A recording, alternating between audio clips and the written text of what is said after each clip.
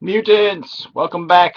This is Strebo with you from mutantville.com, where all the mutants roam.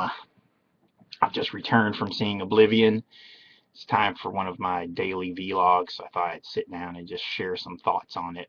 I have to say, I really dug it. I'm really excited to see 2013 off to a kick-ass start already, and I'm equally happy that I feel like it's running parallel, if not, well, we'll just say parallel to last year's spate of movies, which was just great for any kind of science fiction and superhero fan. And I almost said sci-fi because there's a ton of awesome sci-fi looking movies coming out. But if Harlan Ellison heard me say that, he would roll over in his grave, and he's not even dead yet. Speculative fiction, I think, is the phraseology he prefers. Excuse me. Let me clear my throat. Today's episode of Mutant TV brought to you by Corona Light.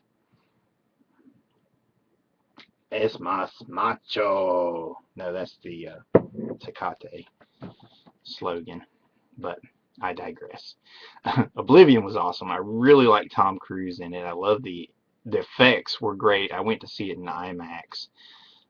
We're going to review it in full on MVP Mutant Radio later in the week, and we're also going to do a full summer preview where we're going to talk about all the cool science fiction and superhero movies and horror flicks coming out in the next 3 or 4 months. Because there's some really good stuff. Unfortunately, it seems like the horror flicks are lower on the totem of potential greatness than the science fiction and superhero stuff that's lined up.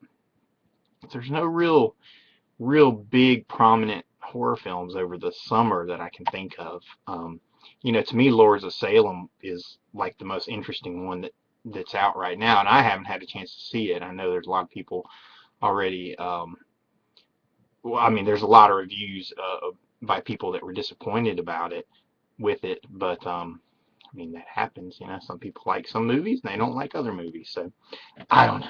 I might not even like it, but I have to see it first. And I definitely want to see it. I want to see it in the theater.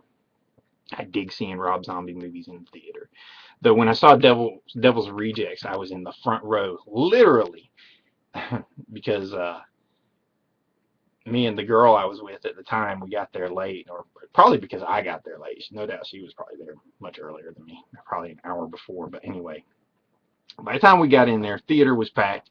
The only place left to sit was in the front row, so we sat in the very front row looking up the entire time. Killed my neck, but that's an interesting experience for the Devil's Rejects because it puts you, right on top of the screen, and that's such a gritty movie.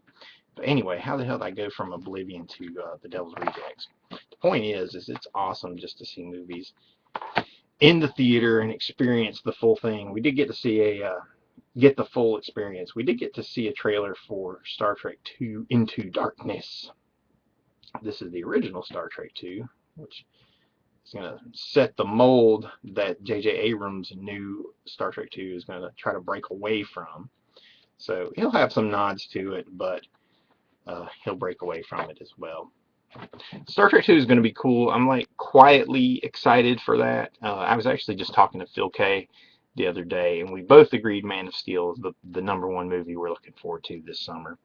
Though there are a lot of cool little flicks around the fringes. But anyway, if you want to hear more talk about speculative fiction and the upcoming summer sci-fi and superhero movie wave, then hop on over to mutantville.com and check out the latest episodes of MVP Mutant Radio, because we're going to be talking about it.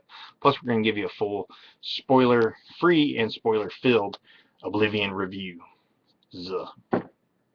This is Strebo. Find me at mutantville.com. We'll see you next time, mutants. Keep believing. Don't stop believing. The wheel in the sky keeps on turning.